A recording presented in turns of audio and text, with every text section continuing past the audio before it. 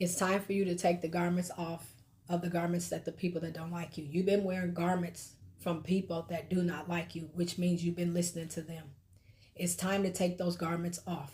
They have labeled you and you have been wearing them, and it has weighed you down. You know, like how you get weighed down. You see, God said he will give you beauty for your ashes, but you are walking around with these ashes. You know how people have ashes of their people that have passed on? You have ashes of what people thought of the past, and you've been walking around with them. It's time for you to no more carry them ashes around. You know, this is different kind of ashes. These are ashes that you're carrying around about the past because this is what they have labeled you as. But God is saying today to remove those garments because those people that put them on you do not like you. And it's totally opposite of what God thinks about you. God wants you to step into a higher position.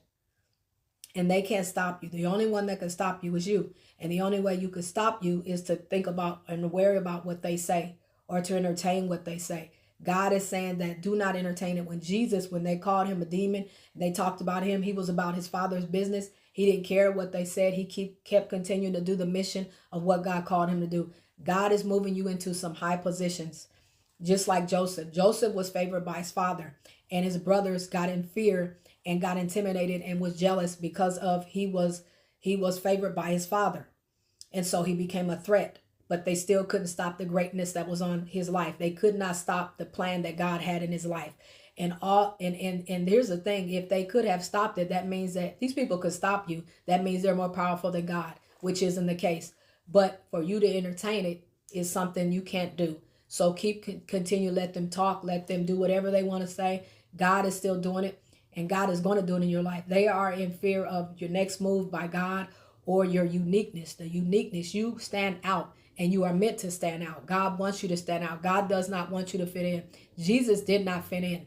They talked about Jesus and talked about him bad. Joseph didn't fit in. That's why his brothers sold him into slavery and he went to prison and everything, but they still didn't stop what God was doing. No man can stop what God is doing because they don't have that kind of power. So God is saying to continue to keep going and doing what he called you to do.